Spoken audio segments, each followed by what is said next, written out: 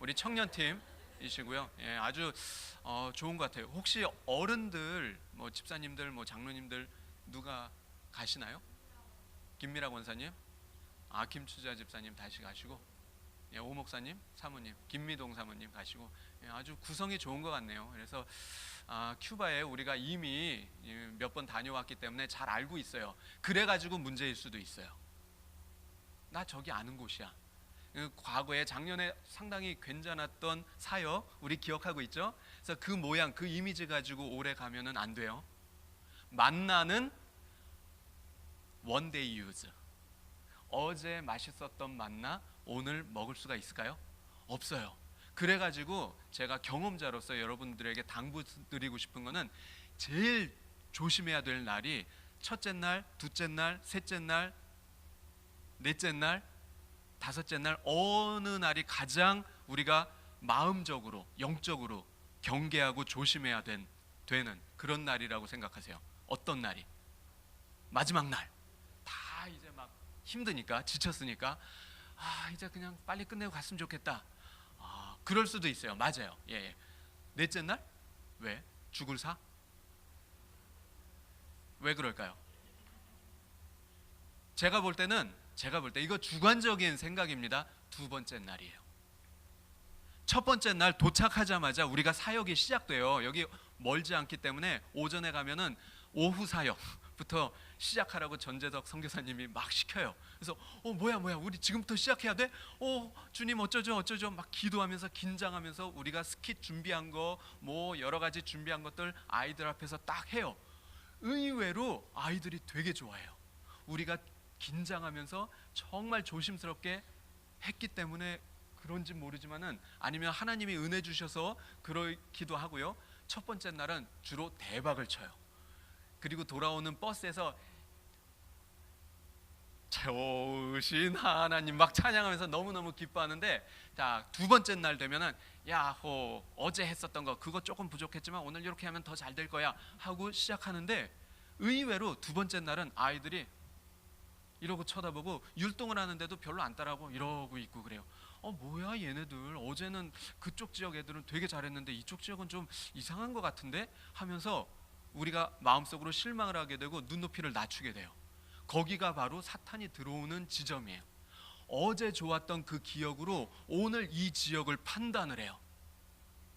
그게 우리가 조심해야 될 부분 중에 하나예요. 제가 꼭 이 말씀은 드리고 싶은 거예요. 이쪽 지역의 아이들이 가지고 있는 경험과 그리고 아픔과 저쪽 지역의 아이들이 가지고 있는 경험과 다르거든요. 이 아이들은 이 아이들대로, 저쪽 아이들은 저쪽 아이들대로, 이쪽 지역에 있는 어른들은 그쪽 지역의 역사에 있는 아픔이 있고, 여기는 또 다른 컨텍스트가 있어요. 근데 어제 그 기억을 가지고 여기다 대입하니까 우리가 시험에 빠져요. 뭐야 얘네들은, 이런 식으로. 그래서 두 번째 날 특히 조심해야 된다라는 거 말씀드리고 싶은데, 꼭 그 노미날리 두 번째 날이 아니라 사실은 어제의 좋았던 기억, 어제의 은혜가를 끌어다가 오늘을 살려고 하지 마시고, 매일 아침마다 기도하시면서 오늘은 어떤 사람을 만날까요? 오늘은 어떤 은혜가 있을까요? 하나님, 우리로 하여금 긴장하게 하시고 정신줄 놓지 않고 끝까지 우리가 준비했던 것 마음을 다해서 쏟아놓고 올 수 있도록 해주세요 하고 each single day 은혜를 구해야 된다는 거, 그거 꼭 기억해 주셨으면 좋겠습니다. 아시겠죠? 제가 결혼을 한 지가 이제 19년이 됐어요. 내년에는 20주년. 와우, 아직도 젊어 보이죠? 근데 결혼한 지가 벌써 20년이 다 돼가요. 제가 저희 와이프를 이제 소개팅을 만나가지고 2년 동안 사귀었는데, 처음에 이 여자가 어떤 여잔가 알 수가 없잖아요. 어려서부터 같이 자란 사람이 아니라 저기 멀리서 서로 떨어져서 살다가 이제 만났기 때문에 이 여자에 대해서 알아야 되는 거예요. 이 여자가 베지터리언인지 아닌지. 베지터리언인데 내가 스테이크를 사줄 수는 없잖아요. 말이 안 되죠. 그러면은 그런 경험 혹시 있으세요? 저 사람이 누군지도 모르면서 접근했다가 상처받거나 아니면 아하 실수했다, 그런 때가 있단 말이죠. 마찬가지예요. 큐바에 가는데 우리가 그 사람들이 어떤 사람인지도 모르면서 하나님의 복음이 필요해 라고 미리 생각을 해버려요. 저 사람들은 돈도 없고 가난하고 와이파이도 인터넷도 이제 겨우 시작됐고 딱 가보면은 쓰레기도 온 막 동네 천지 있고, 개들은 왜 이렇게 많은지, 소고기는 먹지도 않아요. 돼지고기만 많은데 냄새가 날 수도 있어요. 이 사람들은 좀 문화적으로 좀 떨어진 것 같아. 이런 식으로 예단을 해버려요. 미리 결정을 내리고서 너네들은 그러므로 이게 필요해. 이런 자세는 절대 안 된다라는 거. 그것을 다시 한번 여러분들에게 강조하고 싶은 부분이고요. 그래서 우리가 큐바를 향해서 마음을 열어놓고 저 사람들은 어떤 역사가 있었을까, 어떤 아픔이 있었을까, 그쪽 지역에 있는 아픔과 또 다른 나라에 있는 아픔은 다를 수 있거든요. 그것에 대한 이해 없이 I love you, I love you, 내 사랑을 받아줘. 하지만 난 네가 누구인진 알고 싶진 않아. 이게 말이 안 되죠. 그러니까 큐바에 있는 사람들, 그곳의 역사, 그리고 그곳에 지금 가지고 있는 아픔들, 그게 어떤 건가, 지금 한 시간을 통해서 다 설명은 드릴 수가 없어요. 하지만 이것이 좀 약간의 어떤 스타팅 포인트가 돼서 여러분들이 계속해서 관심 갖고 공부도 하고 기도하고 그러면서 준비하셨으면 좋겠습니다. 제가 늘 하는 말이 이거예요. 신앙은 시대를 초월한다. 그런데 유스 친구들 제 말 다 알아들을 수 있나요? 크게 어렵지 않죠? 한국말로 계속 중간중간에 영어 조금 섞어서 할게요. 신앙은 시대를 초월한다. 그러나 소명은 시대에 내재한다. 크리스찬들이 역사와 철학을 공부해야 하는 이유다.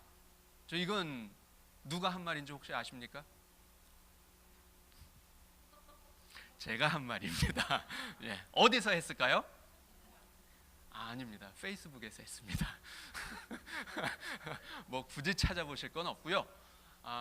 신앙은 시대를 초월해요. 진짜 과거에 100년 전에 200년 전에 그 가스펠, 예수님이 우리에게 주셨던 그 복음의 핵심, 오늘날의 그 복음의 핵심, tomorrow, 내일의 핵심 변하지 않아요. 하지만 그 복음을 우리가 전해야 되는 각각 나라들의 또 역사들의 시대들의 상황은 다 다르거든요.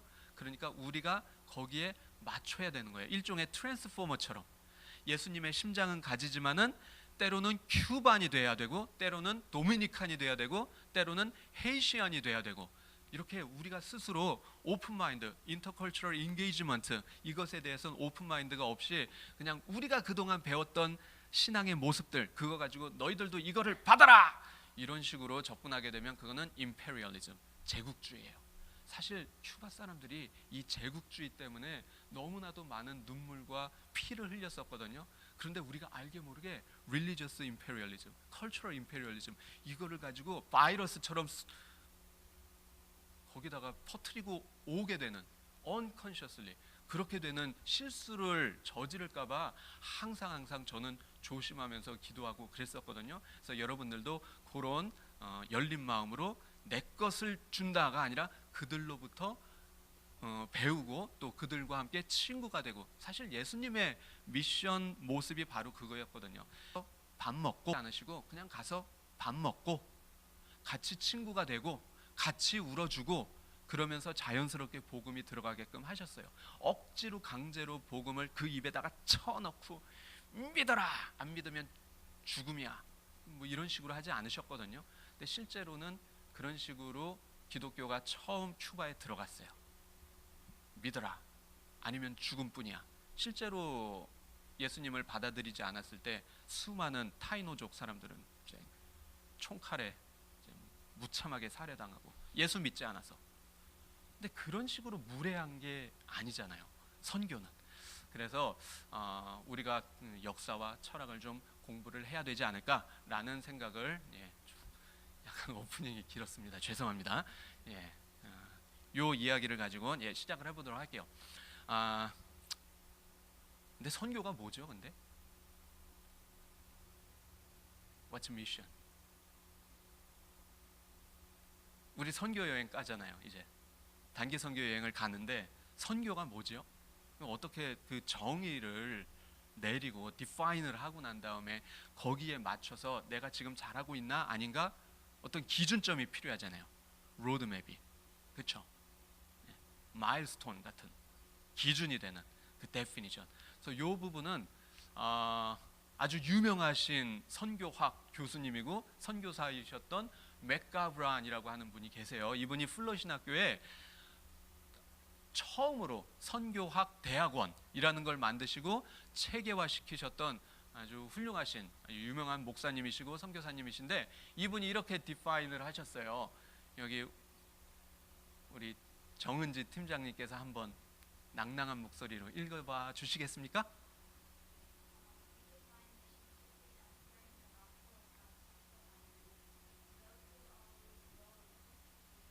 예, 거기까지. 예, 아주 심플하죠. 가스펠을 가지고 가는데 컬처럴 바운더리를 지나서, 그러니까 또 다른 컬처에 있는 사람들에게 다가가서 예수님의 복음을 전해주는 것이 바로 선교이다. 근데 좀 더 세분화해 보면 more specifically 세 가지 컴포넌트가 있어요. 그 다음 부분부터 한번 찾아보시죠. 첫 번째, encouraging them to what?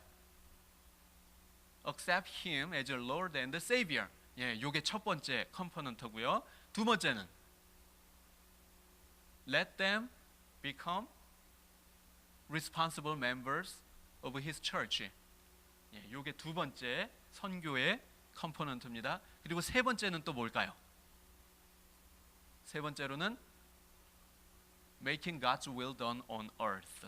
하나님의 뜻이 땅에 이루어지게 하는 것.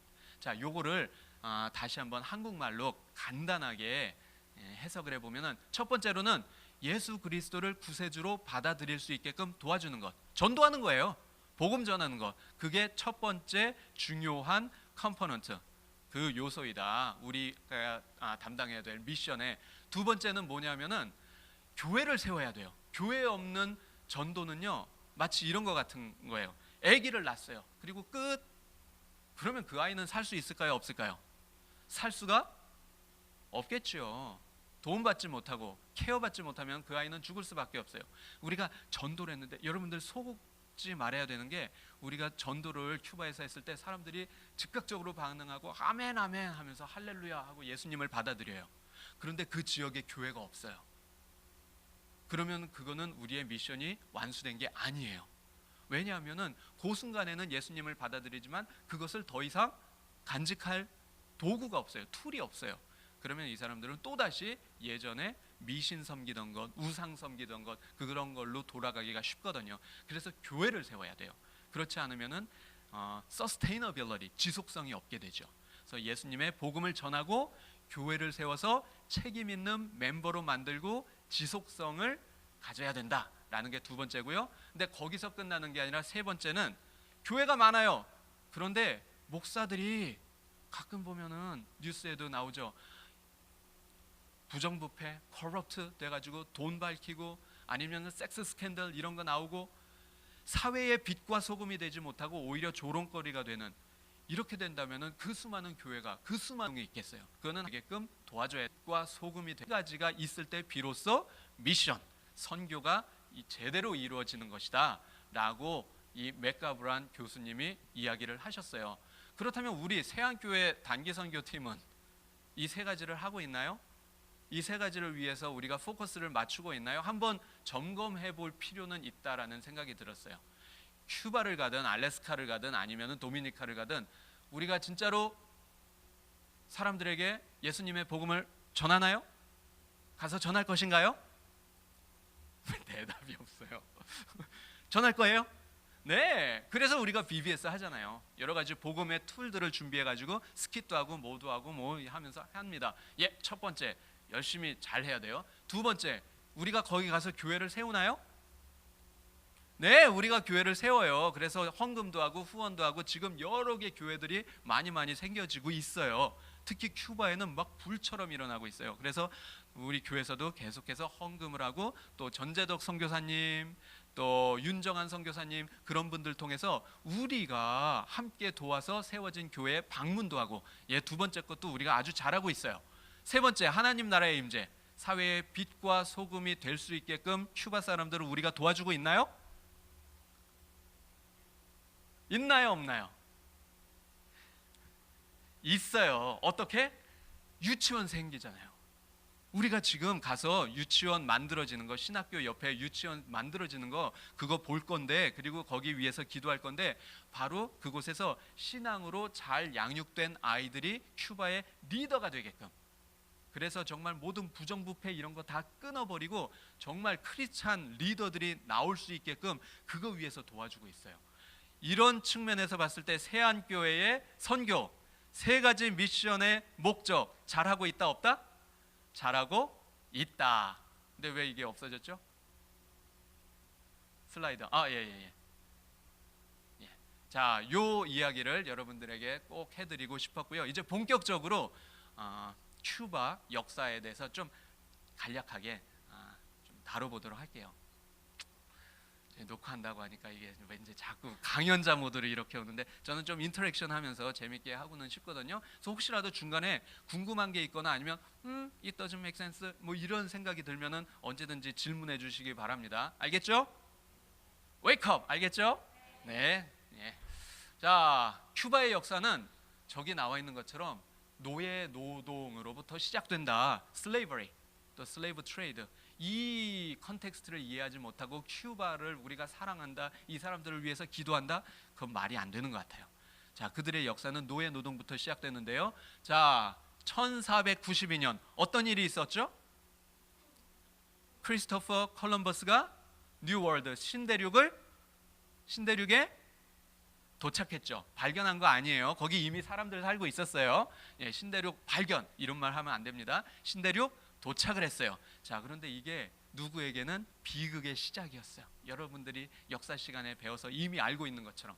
자, 이곳에 살고 있었던 히스패니올라, 여기 큐바와 또 아이티, 헤이리 그리고 도미니카 이쪽 지역을 통틀어서 이제 히스패니올라라고 부르는데 그곳에 살고 있었던 원주민의 이름이 요거는 그냥 상식적으로 알아두세요. 타이노족. 무슨 족? 무슨 족? 예, 타이노족이라고 하는 부족이 있었어요. 수십만 명의 사람들이 살고 있었는데 이들이 처음에는 유럽에 스페인 그 정복자들을 웰컴 했는데 알고 봤더니 진짜로 총칼을 가지고 이 땅을 정복하러 온 사람들이었어요. 그래서 불과 한 세대가 지나기 전에 사람들이 다 죽어버려요. 타이노족이 3,000명만 남아요. 그리고 또 다른 한 세대가 지나기 전에 거의 멸종.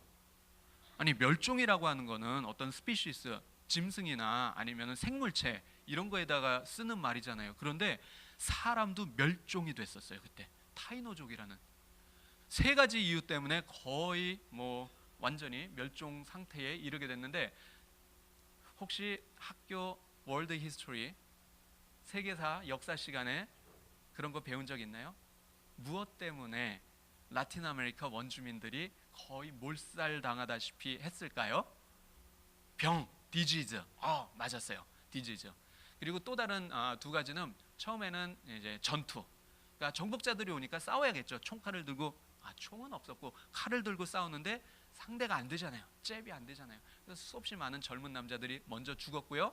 그 다음에는 또 이곳에 있는 천연자원, 내추럴 리소스, 또 플랜테이션 이런 걸 만들면서 forced labor 이것 때문에 수많은 사람들이 죽었고, 좀 더 크리티컬한 팩터는 지금 얘기한 것처럼 에피데믹, 디지즈. 뭐 우리한테는 아주 쉬운 것들이죠. 뭐 치킨 팍스, 스몰 팍스, 뭐 이런 것들, 인플루엔자, 독감 이런 것 때문에 거의 다 죽다시피 합니다. 청정 지역이었거든요. 거기는 깨끗한데 이제 바이러스가 많은 유럽 사람들이 와가지고 거의 다 죽다시피 했어요. 그러면은 유럽 사람들이 생각할 때 이 스페인의 정복자들이 큐바에 이 많은 자연 자원들을 개발을 하고 가지고 가야 되는데 노동력이 없잖아요. 레이버가. 그럼 어디서 가져오면 되죠? 레이버를?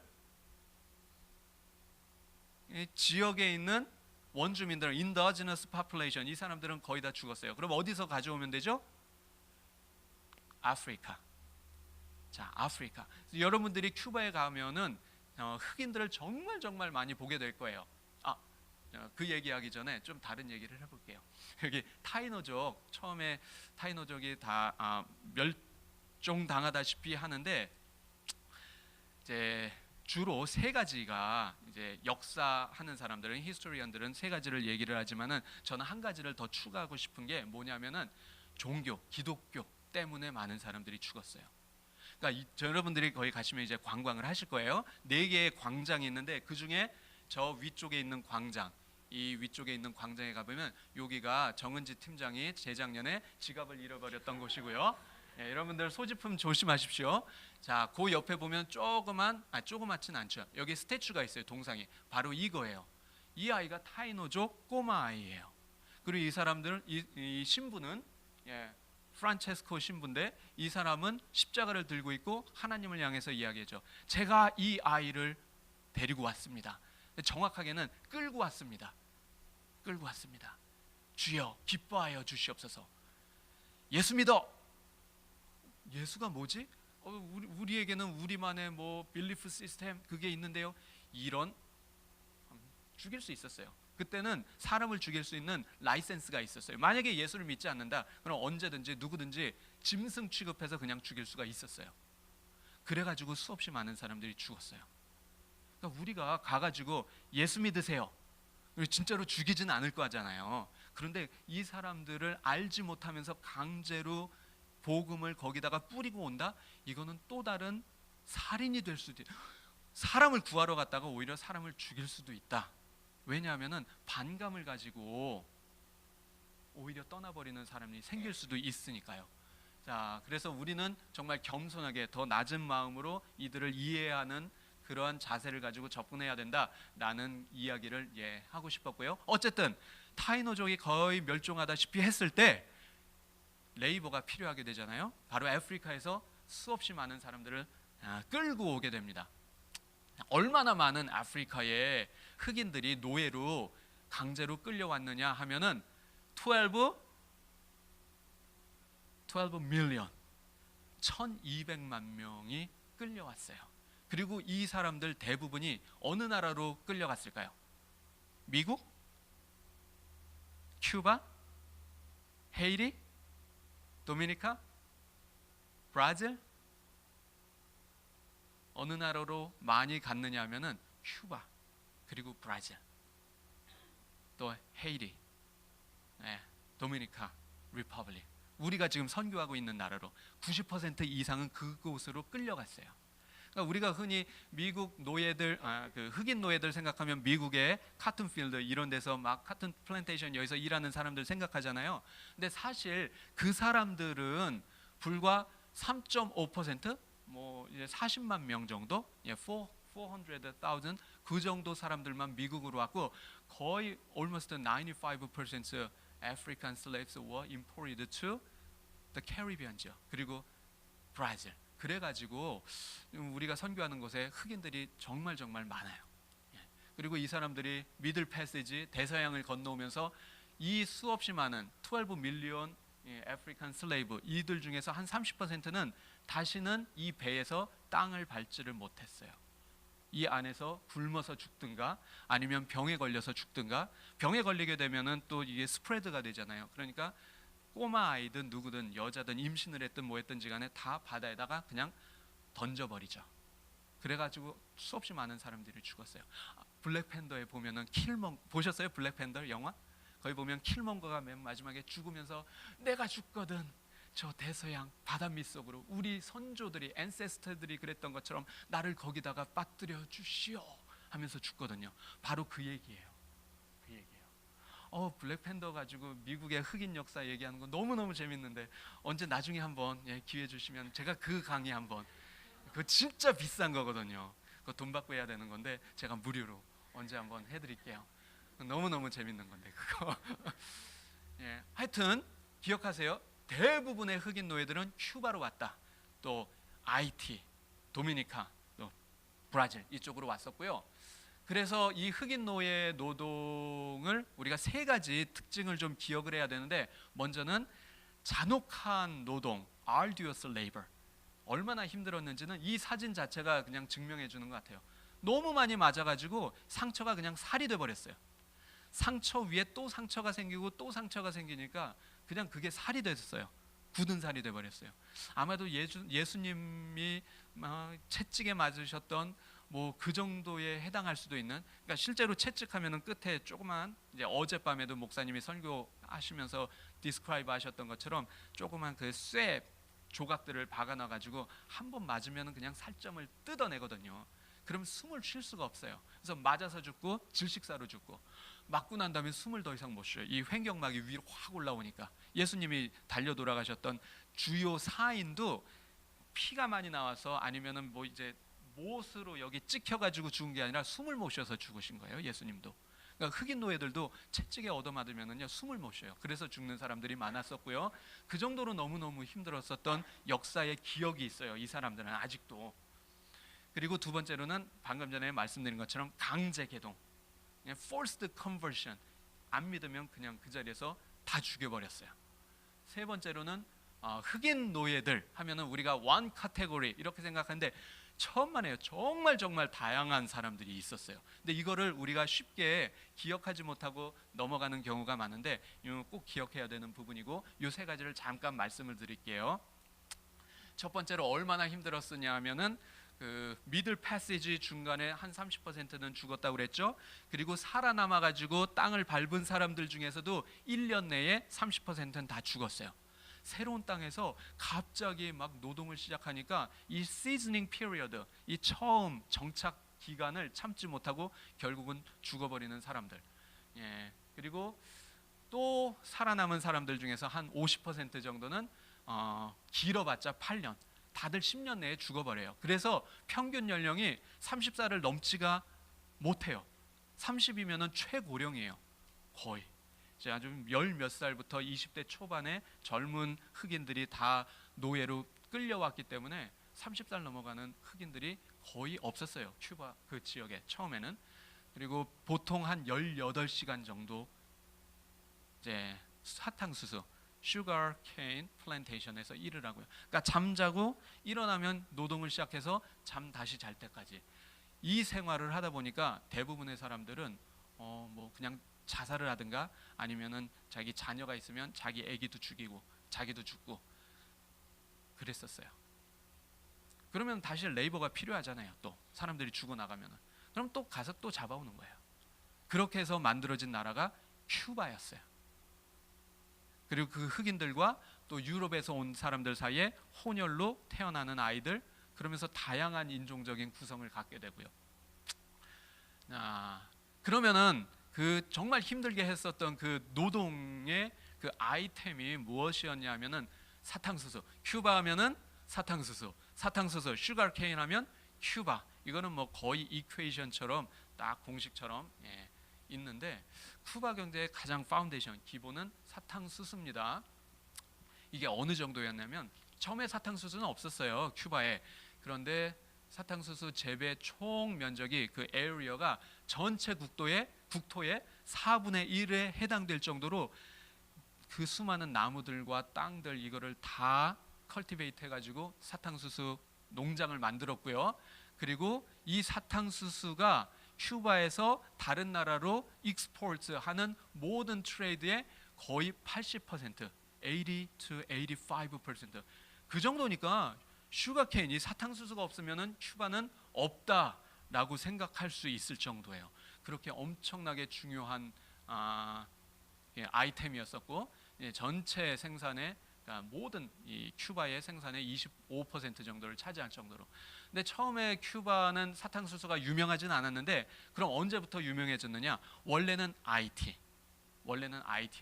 도미니카랑 IT에 프랑스 사람들이 사탕수수 밭을 막 만들었는데 1789년도에 프랑스 혁명이 일어나죠. 그리고 뒤이어서 헤이션 리볼루션, IT에도 최초로 흑인들이 세운 독립 국가가 만들어지게 되고 그러면서 거기에 있던 프렌치 랜드로드 그 지주들이 다 죽음을 당하게 되는 그런 순간에 있게 되니까 이 사람들이 다 탈출한 거예요. 도망가서 어디로 갔냐면 그 옆에 있는 큐바.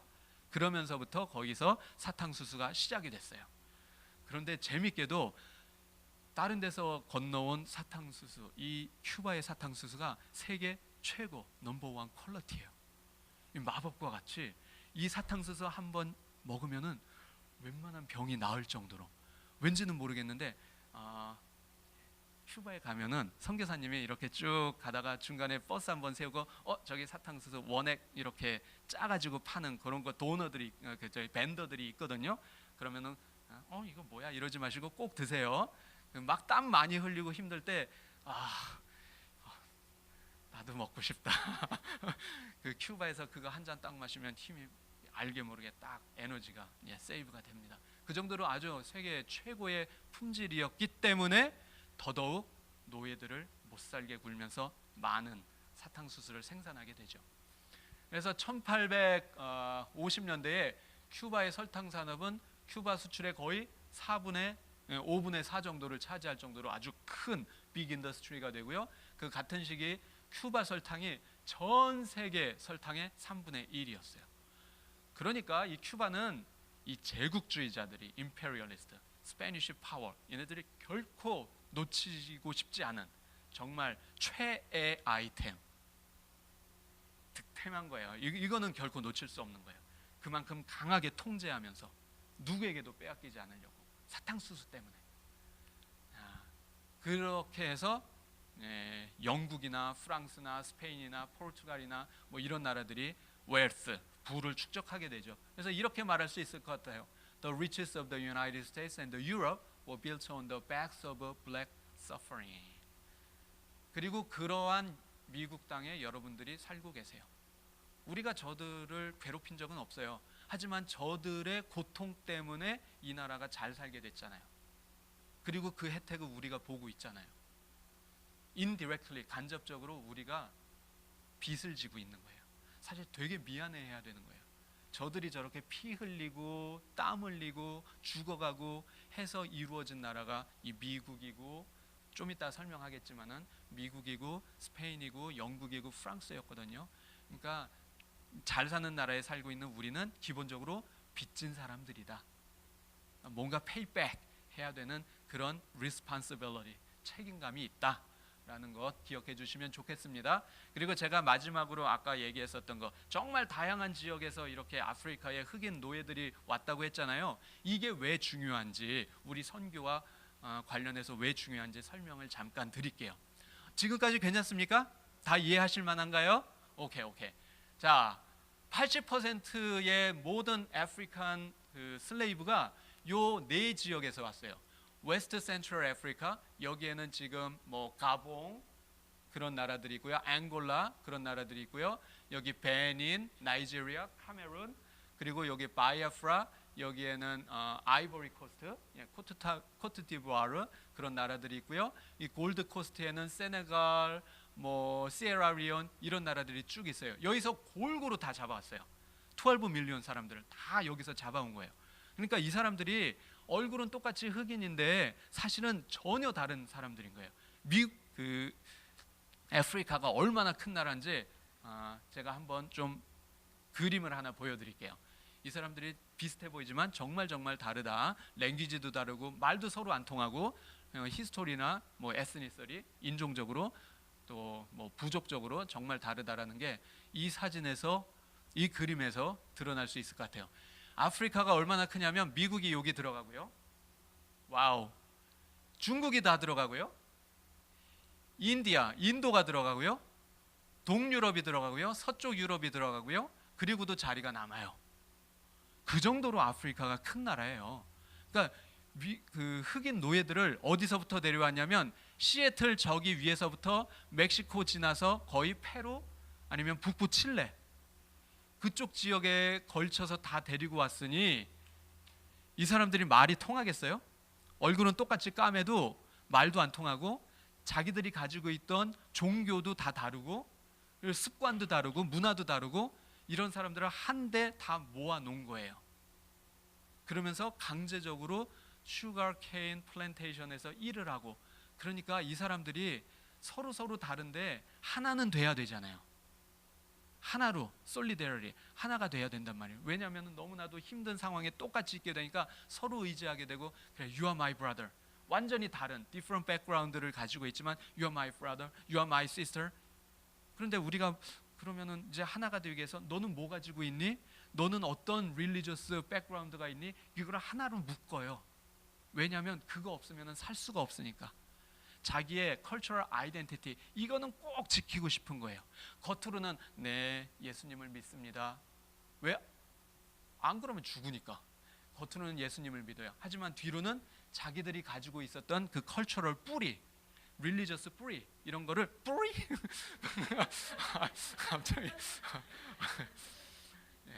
cultural 뿌리, 이런 거를 다 가지고 와서 하나로 만들어서 그거를 신봉하기 시작하는, 그걸 믿는 거예요.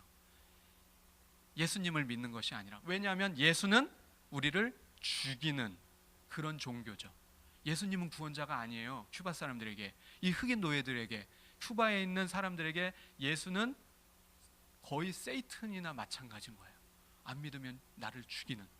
하지만 우리 고향에 있었던 그 많은 엄마 아빠를 기억할 수 있는, 그러면서부터 여기에 부두교라든가 들어보셨죠? 부두, 그리고 뭐 이상한 인형 같은 거 만들어서 난 쟤 싫어 탁 꽂고, 난 쟤도 싫어 탁 꽂고 어디 침대 밑에 이런 데다 숨겨놓기도 하고, 아니면은 닭을 잡아서 그 피를 마시면서, 좀 그런 그런 것들이 우리가 지금도 있어요. 사실 큐바에 가면은 지금도 있어요. 그런 것들이 지금도 있는데, 그런 거의 뿌리가 어디냐면은 정말 우리는 너무너무 힘들어요. 우리를 좀 구해줬으면 좋겠어요. 우리에게는 세이비어가 필요해요. 하지만 그 세이비어는 예수는 될 수가 없어요. 예수는 우리를 정복하는 정복자이지 우리의 구원자가 아니에요. 그럼 그 세이비어, 나의 이 목마름을 해결할 수 있는 세이비어는 어디 있을까? 우리 과거 옛날에 고향에서 섬기던 그 귀신들, 그건 나를 컴포트 해주거든요. 그러니까 거기에 의지하게 되는 거예요. 그러니까 이 산테리아라고 하는 그 아주 혼합 종교, 이런 것이 큐바에 지금도 많이 프랙티스 되고 있는데, 여기에는 그 서아프리카, 특히 나이지리아 이쪽에서 온 요르바 사람들이 가장 많은 영향을 미쳤는데, 여기에는 오리샤라고 하는 구세주 개념이 있어요. 구세주, 이 구세주를 오리샤를 향해서 기도를 하면서 피를 뿌리고 그 피를 마시고 하면서, 우리가 너무 힘들어요. 사탕수수 밭에서 거의 내 친구들 다 죽고요. 우리 이 해갈의 이 갈증을 해결해 줄 수 있는 구세주를 좀 보내주세요. 이게 바로 우리가 대답해야 되는 거잖아요. 바로 예수님이 우리의 친구 되십니다 라고 우리가 다가갔어야 되는 건데, 이 크리스찬들이 그렇게 하지 않고 총칼을 들이밀면서 어거지로 그 입에다가 예수 믿어라, 안 믿으면 죽인다 하고 진짜로 죽여버리고 이랬으니 이 사람들이 어떻게 예수를 믿겠어요? 마음으로. 결국은 이런 거 하는 거예요. 여기 큐바 동네에서 이제 산테리아, 이제 종교적인 의식을 해가는데, 저기 닭을 잡아가지고 목뼈를 부러뜨리고 그 피를 골고루 나눠 마시면서 우리의 몸이 깨끗해진다, 모든 악한 것으로부터 깨끗해지고 힘든 것으로부터 우리가 구원을 받고 천국에 갈 수 있게 된다, 그런 의식을 하는 거예요. 어떻게 보면 우리가 드리는 예배와 똑같아요. 예수님의 피로 우리가 구원받잖아요. 근데 저기는 악령이 들어가 있는 그 피를 끊어버려가지고 그거를 마셔버림으로써 우리의 몸에서부터 모든 악한 것을 없애버린다, 이런 식으로 믿기 시작하는 거죠. 이게 참 안타까워요.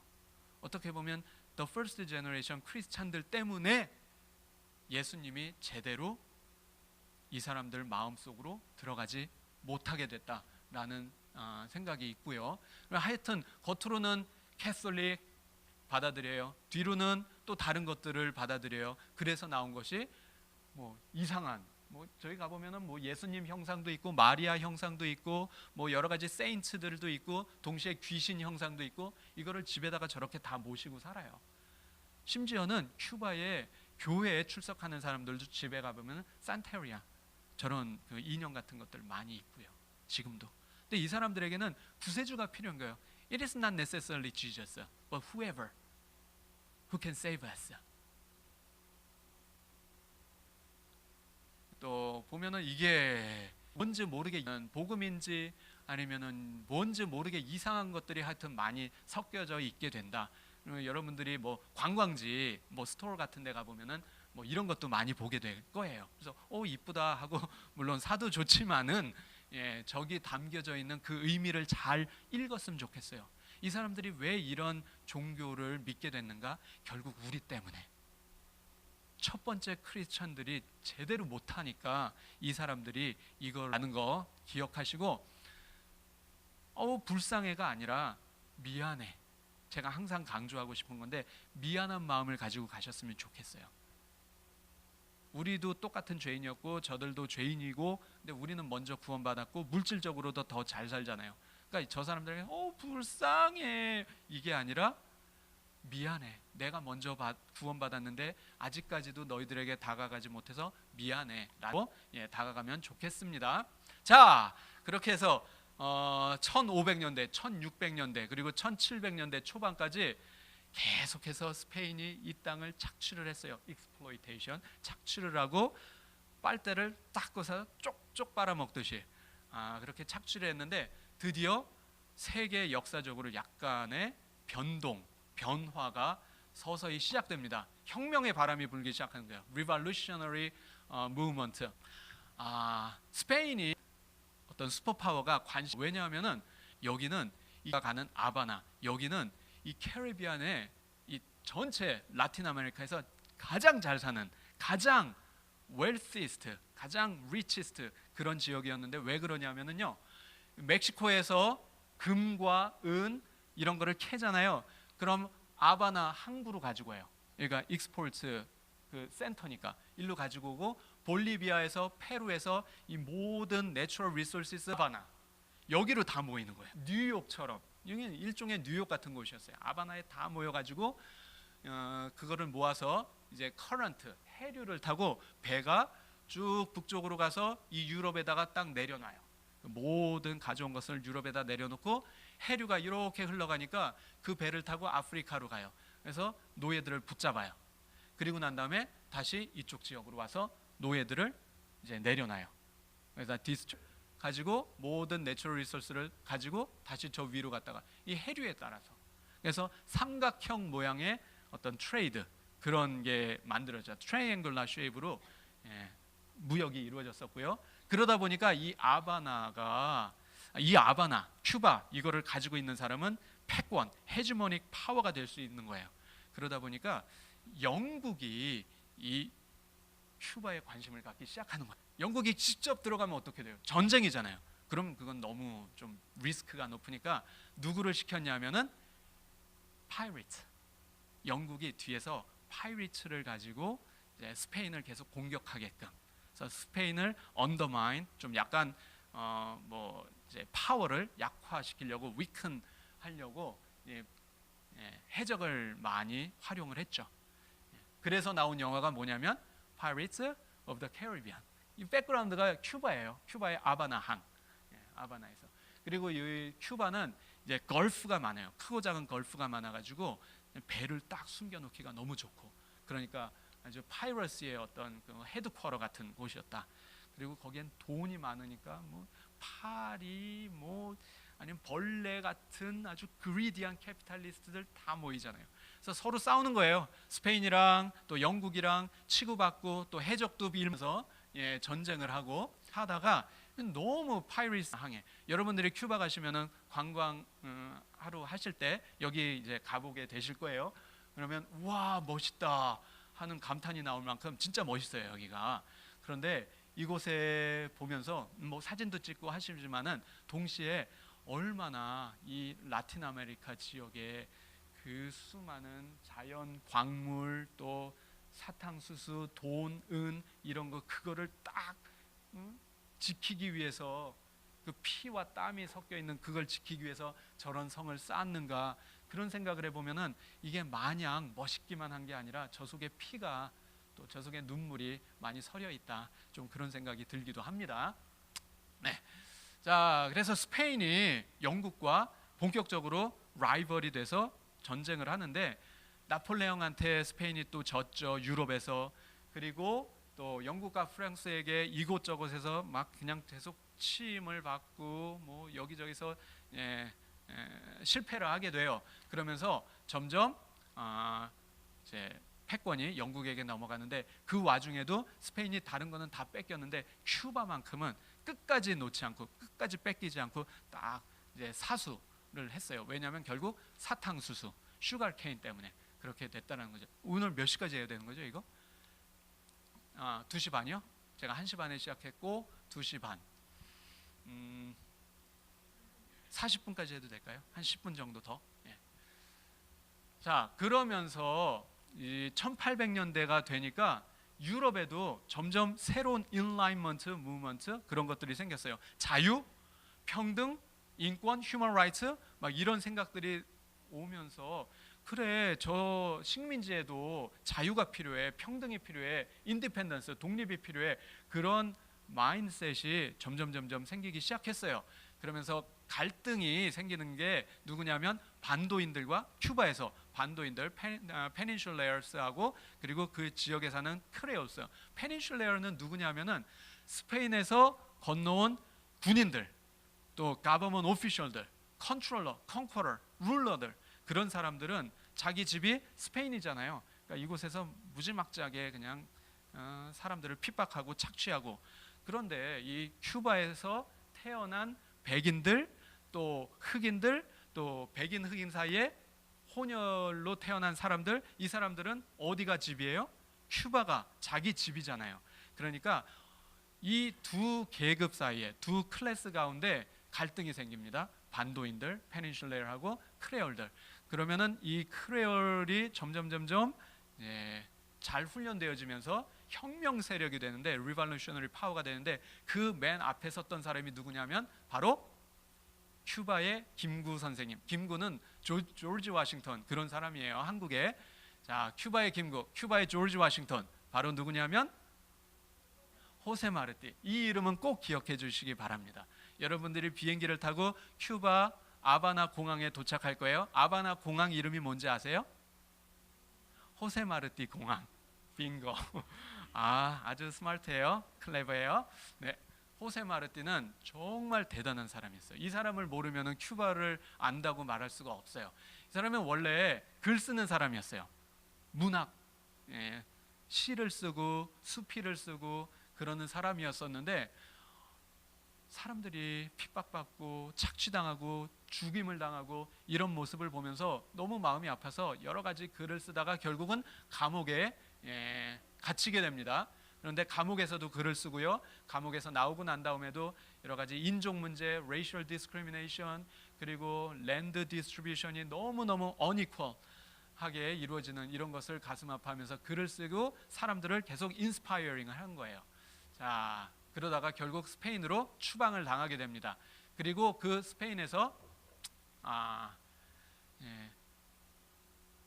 군대를 모아서 미국으로 딱 오게 되고요. 그리고 미국에서 다시 한번 정비한 다음에 큐바로 딱 쳐들어가려고, 잠입을 하려고 하는데, 그 정보가 이미 새버렸어요.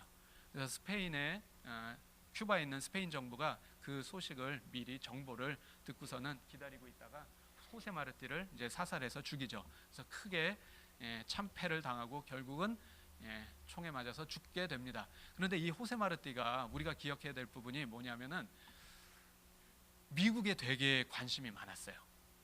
그러니까 큐바의 독립을 위해서는 우리가 어떤 롤 모델이 필요한데 어느 나라를 모델을 삼아가지고 큐바를 독립시키고 발전시키면 좋을까?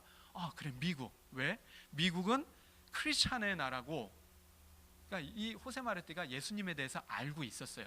크리스찬의 나라고, 그리고 여기는 또 잘 살기도 하고, 그러니까 거기 가서 내가 뭔가 배울 수 있지 않을까? 그래서 미국을 여행을 했는데 봤더니 미국에 있는 크리스찬들이 예전 스페니쉬 미셔너리들이 그렇게 했던 것처럼 이 미국에 있는 크리스찬들도 너무 부정부패하고 돈에 휘둘리고 있는 그런 모습들, 그리고 또 사업하는 사람들이 이제 가난한 사람들을 착취하는 그런 모습들이 너무 적나라하게 드러나는 거예요. 이게 크리스찬 국가의 모습인가? 그렇다면 기독교는 우리의 롤 모델이 될 수가 있다 없다? 없다. 너무 실망을 많이 해서 결국은 커뮤니즘, 아니면 다른 리볼루셔너리, 그런 쪽으로 마음을 돌리게 됩니다. 우리에게 기회가 있었는데, 두 번째 기회가 있었는데 그걸 또 놓친 거예요. 미국의 이 크리스찬들이 제대로 서 있지를 못해가지고, 돈, 무엇보다도 이 자본주의의 돈에 휘둘리면서 이 큐바의 위대한 영웅을 우리가 놓치고 말았어요.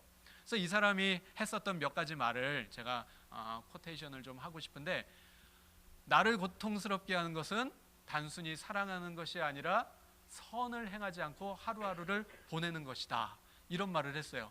단 한 사람이라도 불행한 사람이 있다면 그 누구도 편안하게 잠을 잘 수 있는 권리를 누릴 수가 없다. 독립의 문제는 단순한 형식의 변화, 그러니까 우리가 주권을 갖게 됐다, 우리가 가버먼을 갖게 됐다, 야호, 이것이 아니라 우리의 영혼 자체가 변화돼야 진정한 독립이다. 그것을 이루어줄 수 있는 사람이 누굴까? 예수 그리스도라고 처음에 생각을 했어요. 그래서 미국을 갔던 거예요. 그런데 아닌 거야. 미국의 교회들이 돈에 휘둘리고 있는 모습을 보니까 이건 아니네, 이건 아니네. 그럼 지저스는 크라이스트가 될 수 없고, 그럼 무엇이 크라이스트가 될 수 있을까? ourselves, 그냥 우리 스스로를 믿자, 이렇게 또 턴이 돼버린 거예요. 너무나도 안타깝게. 하지만 큐바 사람들은 이 호세 마르티의 그런 마음을 정말 잘 이해하고 있었기 때문에 너무너무 많이 사랑을 했었고요. 그래서 호세 마르티가 지나가다가 어떤 사람이 아파서 이렇게 길거리에 뒹굴고 있는 모습을 보면 그날 밤에 잠을 못 잤어요. 그게 너무 마음이 아파가지고.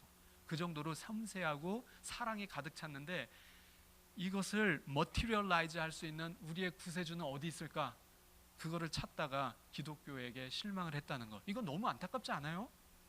그렇잖아요.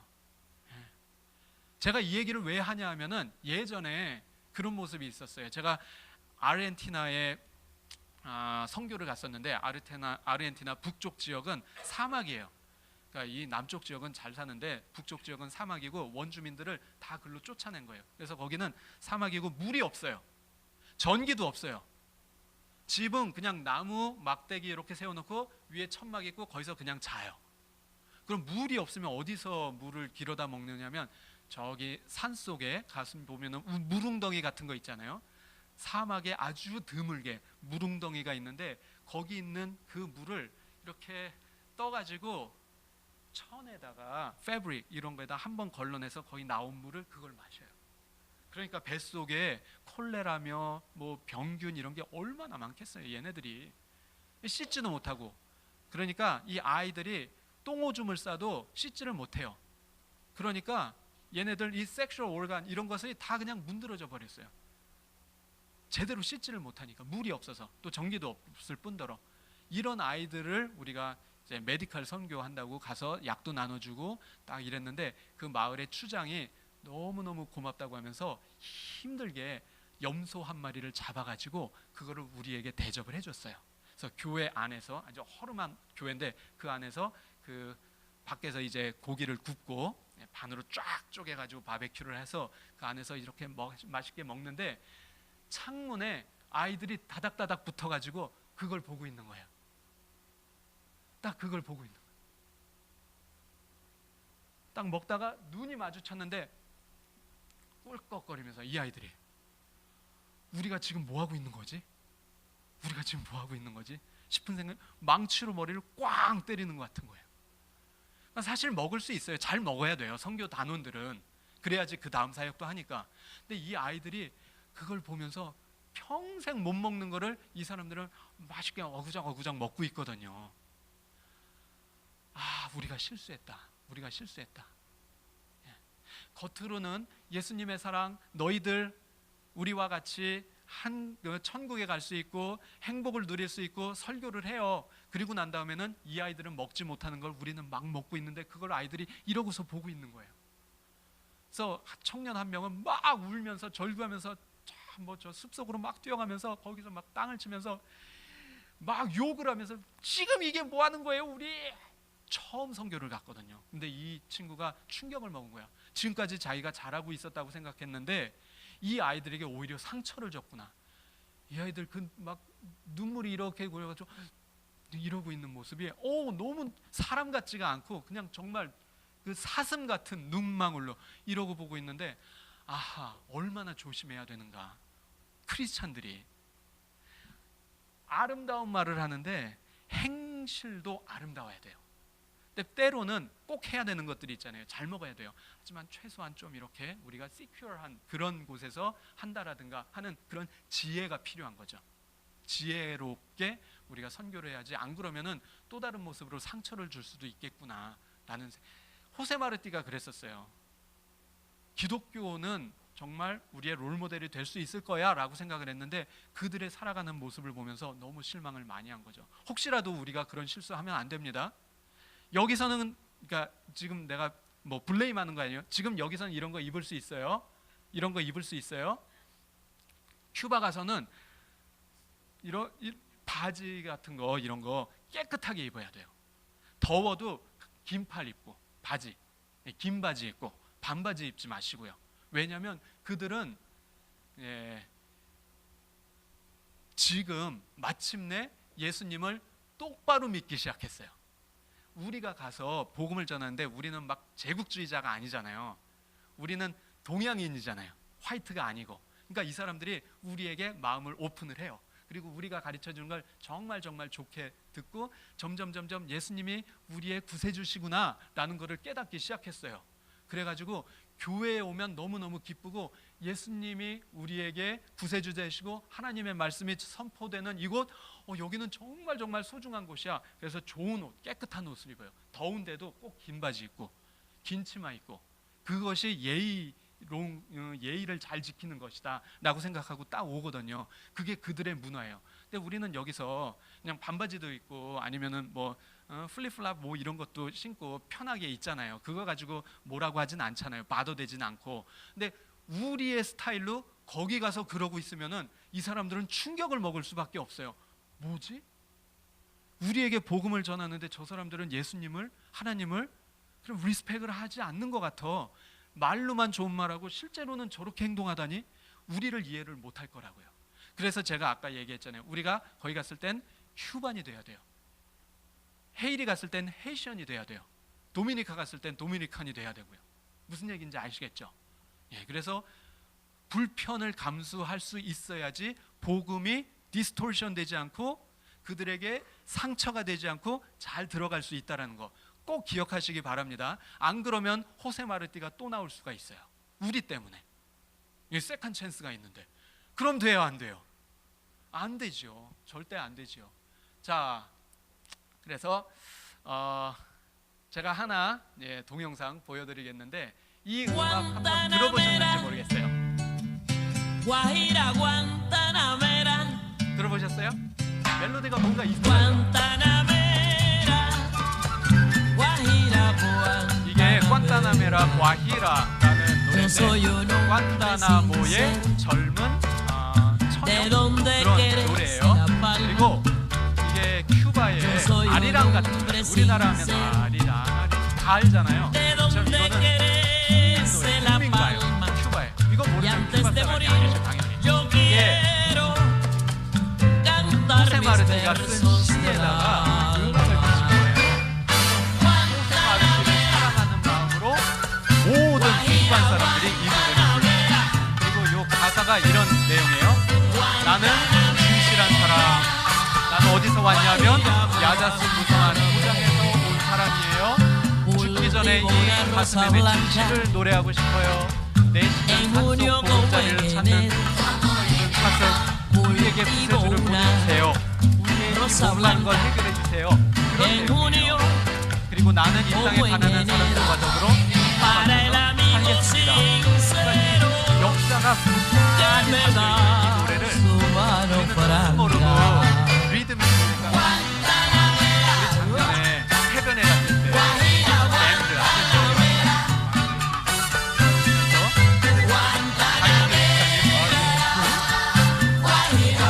내용이 그 역사의 앞뒤에 있는 거예요. 호세 마르티가 씁니다. 두 번째 줄, 나는 진실한 사람, 야자수 무성한 고장. 음악은 여기까지 듣고 제가 사진 하나 보여드릴게요. 작년에 우리가 여기 갔었던 사진인데 여기가 어디냐면 호세 마르티 기념관. 여러분들 여기 또 관광할 때 한번 가시게 될 거예요. 관광은 재밌다가 아니라 이 땅의 역사가 이랬었구나 라는 걸 이제 한번 현장에서 확인하러 가는 겁니다. 자, 들어가자마자 크게 정면에 요런 모양이 있어요. 혹시 스페니쉬로 이게 뭔지 아세요? 여기 뭐라고 쓰여 있는지 아세요? Yo soy un hombre sincero. man. 나는 Yo soy, I am a sincere person. 나는 진실한 사람입니다. 그리고 여기 배경이 뭐예요? 두 번째 라인. 그렇죠? 나는 진실한 사람, 야자수 무성한 고장 출신이에요 라는 내용을 지금 이렇게 만들어 놓은 거예요. 그러니까 외국 관광객들은 딱 들어갔을 때 이게 무슨 내용인지 모르는데 큐바 사람들은 딱 들어가자마자 관타나메라 이 노래가 생각나겠죠. 신실한 사람이에요. 무성한 고장 출신이에요. 그러니까 이 사진에서 또 재밌는 거 혹시 발견할 수 있을까요? 임지석? 아 진짜 재밌게 생겼네요. 그리고 여기 뒤에 호세 마르띠 반신 상이 있고요. 그리고 여기 임 집사님이 있고요. 그리고 저 뒤에 여기 정은지 팀장이 있습니다. 자, 보인다. 진짜 보이죠? 자, 여러분들이 이렇게 여러 가지 그 관광지 방문할 때마다 제가 드렸던 말씀 기억하면서 좀 같이 기도했으면 좋겠어요. 그리고 정복자가 아니라 우리는 말씀으로 정복한다 이런 표현하는데 그거 정말 위험한 말이에요. 정복한다라고 하면은 우리는 뭐 좋은 의미로 하는 말이지만 그들에게는 비수가 될 수 있는 애티튜드가 될 수 있거든요. 섬기러 가야 되는 거예요. 그리고 불쌍한 게 아니라 미안해야 돼요. 불쌍하다라는 말은 뭐냐면 나는 너랑 상관없어. 그리고 네가 그렇게 힘든 거는 사실 내 책임은 아니야 라는 뜻이에요. 내가 상관이 없기 때문에 불쌍하게 여길 수 있겠죠. 그렇죠? 내가 이 사람을 막 때려서 피 흘리고 있어요. 근데 불쌍해. 이건 사이코패스죠. 이거는. 그렇죠? 근데 만약에 내가 실수로 막 때렸어. 그래서 이 사람이 피를 흘리고 있어요. 그러면은 불쌍해 아니면 미안해? 미안해죠. 똑같은 죄인이었고 똑같은 감옥에 죽을 수밖에 없는 지옥불에 있는 사람이었는데 우리는 은혜로 먼저 이 감옥을 나올 수 있게 됐어요. 그러면서 불쌍해가 아니라 미안해. 아무 자격이 없는데 내가 먼저 구원받았으니까 미안해. 이 구원을 너에게도 나눠주고 싶어 라는 마음을 갖는 것이 중요하다.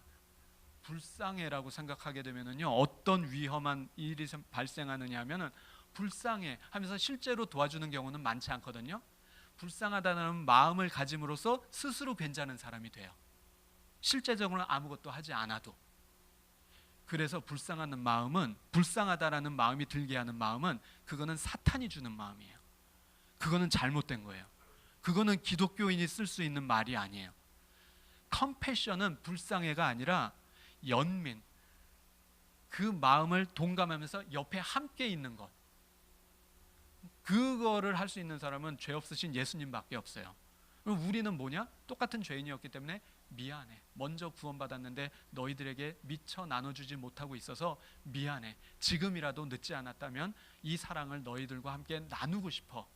미안하지만 우리가 조금 늦게 왔어. 하지만 이 사랑을 받아줘 라는 마음으로 가셨으면 좋겠어요. 아시겠죠? 자, 그 이후에도 뭐 미국의 뭐 몇 가지 스토리들이 조금 더 있고 피델 카스트로도 있고 체게바라가 있는데 여기까지는 오늘도 올해도 한 시간으로는 모자르기 때문에 못할 것 같고 이 큐바 혁명 이거 정말 재밌는데 여기는 좀 넘어가도록 하겠고요. 자, 여기도 이제 그 호세 마르티 광장에서 저쪽 반대편을 바라보는 그런 모습이에요. 여기에 체게바라 그 철사로 아주 큰 철사로 만든 체게바라 형상이 있고 이쪽엔 까밀로 시엔푸에고스라고 하는 혁명가가 있는데 피델 카스트로 그리고 체게바라 그리고 까밀로 시엔푸에고스 이 세 사람이 큐바 혁명의 아주 중요한 3인방이거든요. 자, 호세 마르티가 죽고 난 다음에 미국이 또다시 침략해 오기 시작했어요. 이 큐바를. 그리고 난 다음에는 이 사탕수수 이거에 눈이 멀어가지고 이제 미국의 자본주의자들이 큐바를 너무너무 못살게 굴었고 지금까지도 관타나모의 해군 기지를 가지고 있어요. 파트 오브 큐바가 여전히 미국의 식민지고 그리고 스페인을 물리치고 난 다음에 얻은 것이 푸에르토리코, 괌 그리고 필리핀 그리고 파트 오브 큐바. 그때부터 미국의 이 아주 무지막지한 무자비한 그러한 통치가 큐바에서 시작돼요. 그래서 큐바 사람들이 미국 사람들을 정말 싫어해요.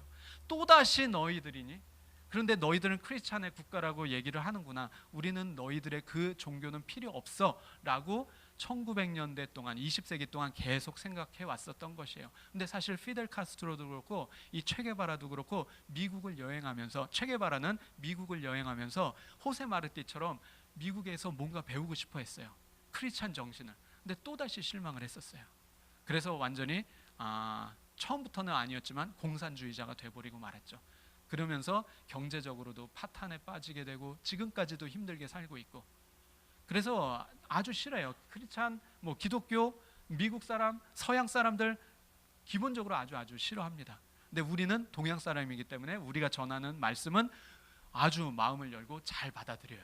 그래서 여러분들이 가셔서 정말 험불한 마음으로 잘 섬기고 그리고 돌아오셨으면 좋겠습니다.